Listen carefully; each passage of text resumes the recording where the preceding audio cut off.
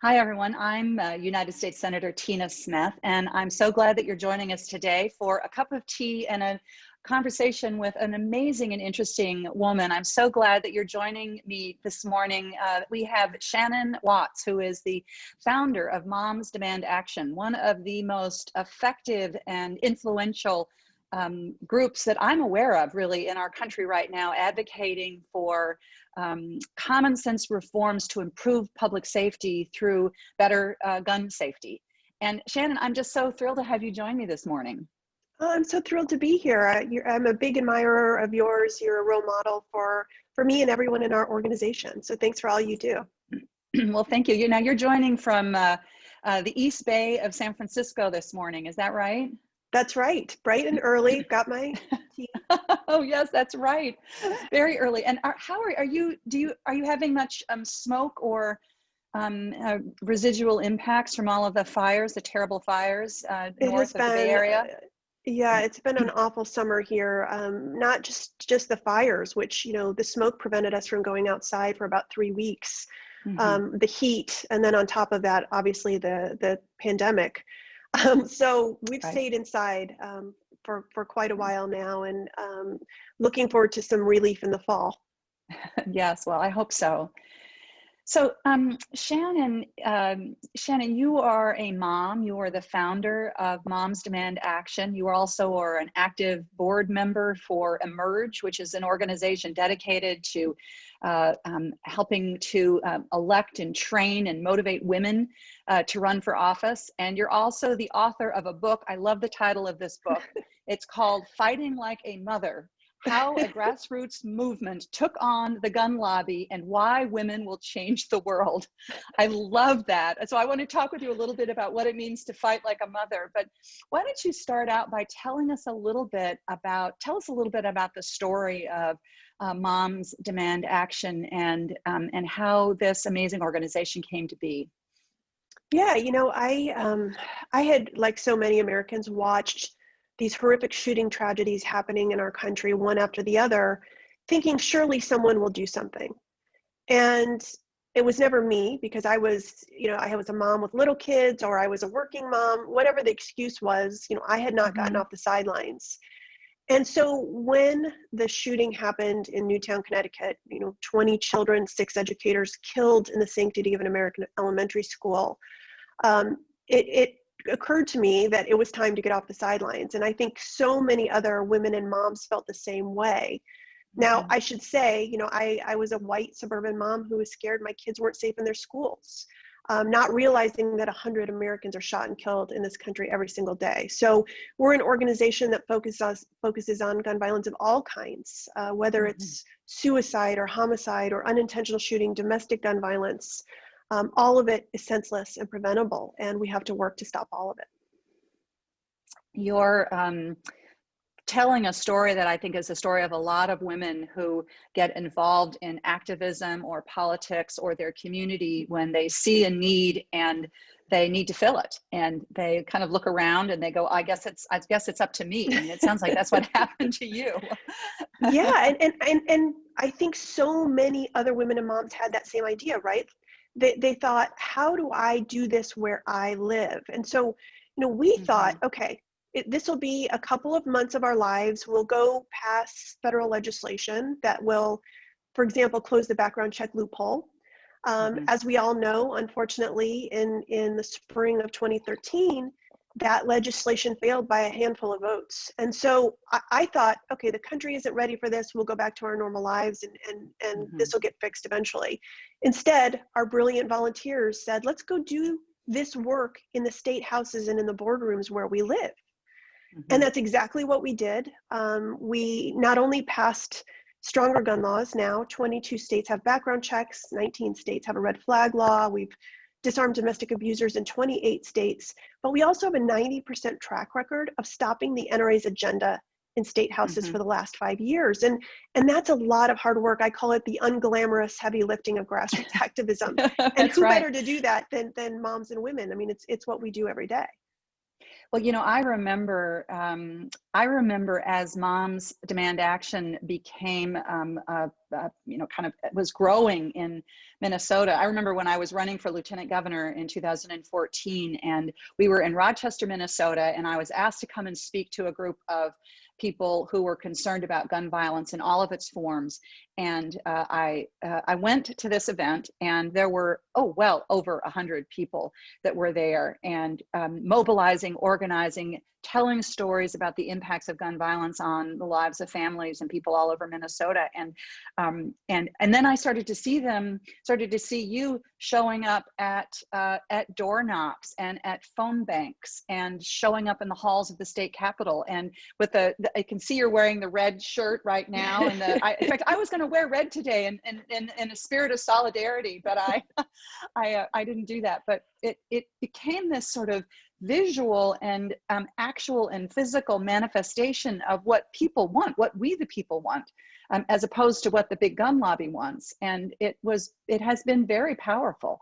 And I really think that it has changed the dynamic of this debate. And as we look at what is in some ways kind of the implosion of the NRA right now, and with all of the corruption and financial you know, challenges, I actually feel very optimistic, especially if we win these elections, that we'll be able to make some real change that will save so many lives.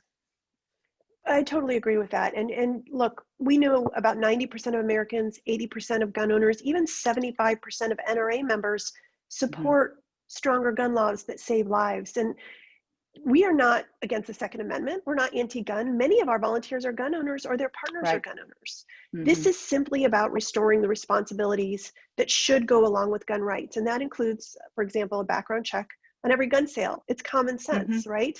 But for too long, this has been polarizing, not among Americans, but among some lawmakers, whether it's in Congress or in state houses. And so this is a several election cycle effort. We've been doing this now for about 8 years. And we're seeing huge changes, especially when we can flip the makeup of state legislatures. I think Virginia is a very important example of that, where in 2019, we flipped both chambers of the General Assembly.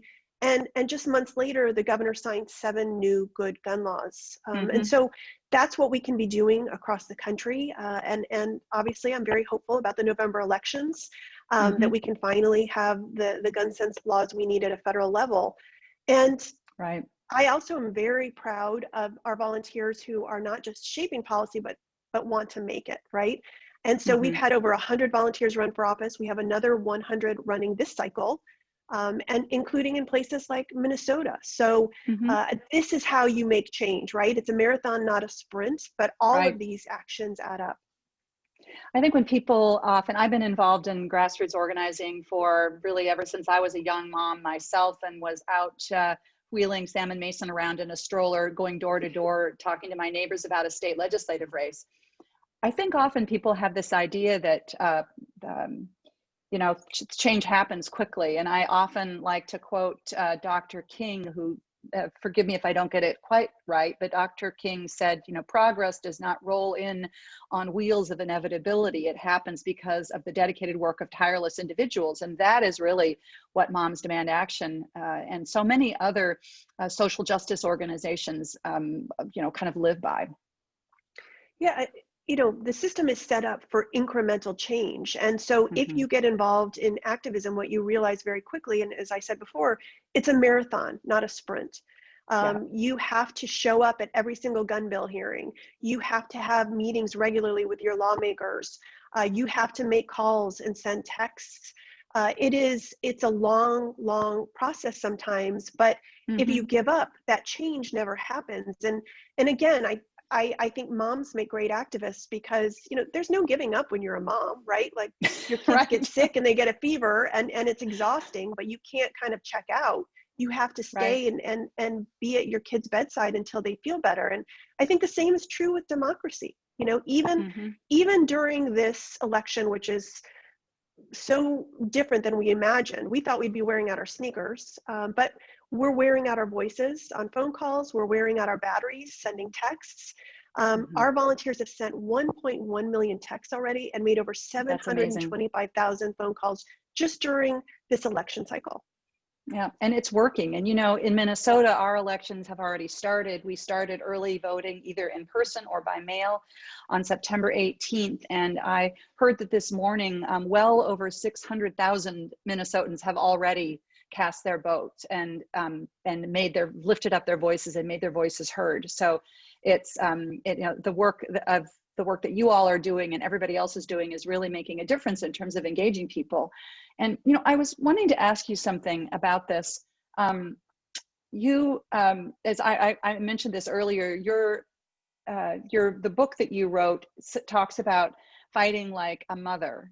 And you, the name of your organization, the organization that you founded, it's an organization that now belongs to millions of people, is Moms Demand Action. So the idea of what the role is of mothers is very front and center, mothers and women. Though your group is very inclusive. But tell me a little bit about what it means to you to talk about fighting like a mother. You know, I grew up in the 80s. I came of age in the 80s when Mothers Against Drunk Driving was so pivotal. And for those of us watching that are young and don't remember, you know, before Mothers Against Drunk Driving came along, people would drive while intoxicated and kill or injure friends and family, and people would say, oh, you know, we can't punish them, they've suffered enough. Right. And it became a crisis in this country, drinking and driving. And these mothers realized that laws are sort of the moral underpinning of our society. And if we don't hold people accountable for negligence, that it would continue and that innocent lives would be taken. And I thought that was so powerful and influential in my life as a teen, watching how they quickly, and I say quickly, but it took about a decade to pass the laws they needed and completely change the culture, right, around responsibility. Right. And so as the mom of 5, when I started Moms Demand Action, that's how the issue spoke to me. Now, as you said, we are mothers and others now. Or someone else said sisters and misters. But, you know, you don't have to be a mom, you don't have to be a woman to get involved in our organization. But I would also point out that about 75% of all the lawmakers in this country are men, about 95% of all the Fortune 1000 CEOs. And so women aren't necessarily making the laws or the policies that protect our families. We have certain powers that we can leverage, and that includes our vote, because we're the majority of the voting public, our voices, we're the majority of the population, our spending power, we make about 80% of the spending decisions for our families. And so those are the levers that we have been pulling over the last 8 years. And as the saying goes, you know, if you don't have a seat at the table, you're probably on the menu.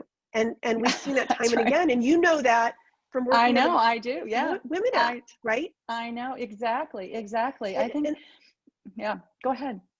I was just going to say, until we have equal amounts of power, these are the levers we pull. Yeah. You know, in Minnesota, we have 2 women senators, me and my wonderful sister in the Senate, Senator Klobuchar. You're from California, that has 2 women senators, and we hope dearly one of your senators, Kamala Harris, who's my very good friend, is about to become the first woman vice president, should we all get our work done and we win this election. But there are only 6 states that have 2 women senators. And I think there are still only about, you know, roughly a quarter of the Senate are women. So the work that we have to do to make sure that women's voices are heard as policymakers and not just on the outside looking in, trying to shape policy from the outside, there's still so much work to be done. And, you know, I think also, I believe this, that women have a particularly strong and credible voice right now in the midst of this chaos and division and fear and uncertainty that is shaping, you know, that we hear in our country, to have the voice of sort of strength and compassion and humor and joy also in the work that we have to do, that I hear coming from so many women leaders just feels like exactly what people are looking for in this moment. I think people are just exhausted by this chaos coming out of the White House and are looking for leadership that is actually about them and their families. I totally agree. And as I mentioned before, that's why I think we have 100 Moms Demand Action volunteers and gun violence survivors running this cycle up and Right. down the ballot. Women realize when they get involved in activism that they are just as qualified as the men who hold office, and frankly, if not more so in some cases. You have to be caring and committed and compassionate, and all of those things that make you a good mom or a good advocate and volunteer, they make you a good lawmaker too. And I think it is accountability, right? Accountability, absolutely. So I'm excited that, if there's a silver lining in what we've been through in the last 4 years, I think it is that more women are running for office. And you mentioned Emerge earlier. I am on the board of Emerge. I think it's a fantastic organization that trains women to run for office. And so I would encourage anyone who's watching us and thinking about running for office to check it out where they live. Yeah. I also just really appreciate your thinking around the issues of equity and the need that we have to address the systemic racism in our community. And I know that this is very much on the top of your mind as you think about the work of Moms Demand Action. And also, I know your work at Emerge, where we are wanting to find ways of opening doors for women of color to run. And this has been so much on our minds here in Minnesota because I live only a couple of miles from where George Floyd was murdered.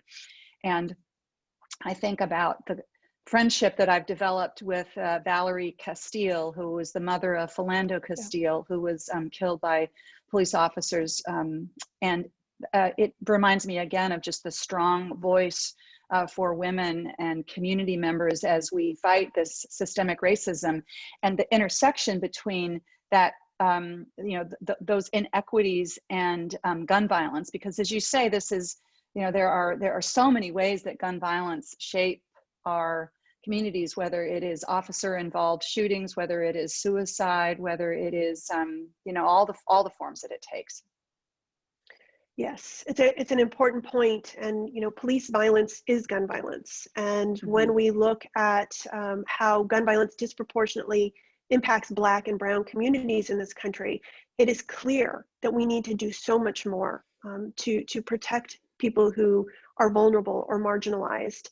And what we have also seen since the killing of George Floyd is an appetite among lawmakers, finally, particularly at the state level, to pass laws that reform the way police act, whether that's requiring body cameras or banning chokeholds. And so we have jumped into action as an organization to support that legislation, even during a pandemic.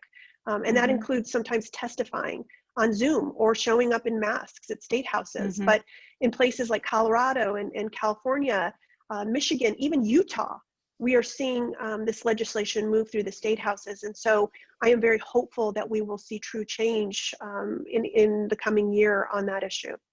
I am so hopeful about that as well. And here in Minnesota, our governor and lieutenant governor with members of the legislature were able to move through the state house some important reforms to policing. And in the Senate, I am proud to be working from the very early stages on the Justice and Policing Act, which would make much needed federal reforms to bring more accountability to policing. And so I believe that there is a real call for this kind of change. And it goes to the fundamental value that everybody should feel safe in their home, in their neighborhoods, and in their communities. And we have to be able to live up to that value. And we have not achieved that yet. No. I wonder, how has your life changed since you wrote that Facebook post the day after Sandy Hook and looked around, you looked to your side, you looked behind you, and you realized that it was you? How has your life changed? It has changed more than I could even imagine. I posted that Facebook post, and I want to be clear, I had about 75 Facebook friends at the time. So I was not a social media phenom. I didn't even have a Twitter account. And what happened was that, like things do on social media, went viral. And there were so many women and moms who reached out to me. All my information was out there, my phone number, my email, and you know how type A women are. You know, they were like, we're going to get this done. We're going to do it right now. Right. And there's no going backward. There's only going forward. And you know, on the negative side, I opened myself up to threats of violence, you know, from this very vocal minority that we're seeing show up at state houses across the country, like in Michigan. And so that has been scary for me, and it's happening to our volunteers too. But I also think that women and moms won't be silenced or intimidated. And really that's been our fuel for fighting, to stop this vocal group of extremists or gun lobbyists too from writing our nation's gun laws. And so, you know, the change in my life is certainly that I'm busier than I've ever been, even as a volunteer, a full-time volunteer, but it's also incredibly rewarding work. And it's an honor to wake up and do this work every day and to know that we're winning. What did your kids think about it? The reason I ask is because I remember as I started to step more into public life, and I remember that experience of my phone sort of blowing up, and you know, people calling me at all hours of the day or night. And our two sons, I think, were very proud of me. But I remember one time I was on the phone yet again, and one of them said to me, "Oh, there she is. Talk a lot, Tina." I like the alliteration. Yeah, exactly. You know, it's funny, you know, when I started Moms Demand Action, my kids were elementary school through college. I have 5, and they kind of are across the gamut in age. And they've always been very proud and supportive, and never afraid for me, and never afraid for themselves, and have always kind of encouraged me to do this work, and have been very proud. Now, you know, many of them are teens and young adults, and as anyone watching knows, they care much less about what I'm doing than what they're doing. So, you know, that's certainly part of it too. It kept you busy, so you weren't maybe so much in their business. I always say that the amount of energy I put into Moms Demand Action before, I was putting into their schoolwork. So they were thrilled for me to have other things to focus on. And so I can totally relate to that, and I have a feeling that Sam and Mason could relate to that too. You know, one thing I wanted to ask you about, we are in a time right now where I mean, as I was saying earlier, there's a lot of anger, there's a lot of despair. Honestly, this has been such a difficult time for so many people, and there's a sense of there's also, I believe, there's a significant effort led by the president and others to try to tell us that our votes don't matter, that our votes won't be counted, that we actually don't have the power to shape the direction for this country. And I'm wondering what you have learned from your work in Moms Demand Action about how to counter that sense that people might have sometimes, that they're actually powerless to shape the outcome of elections in our country. I think our organization is proof positive that in a democracy, your voices and your votes matter. Activism matters. Really, when we got involved in this issue back in 2012, 2013, gun safety was considered the third rail of American politics.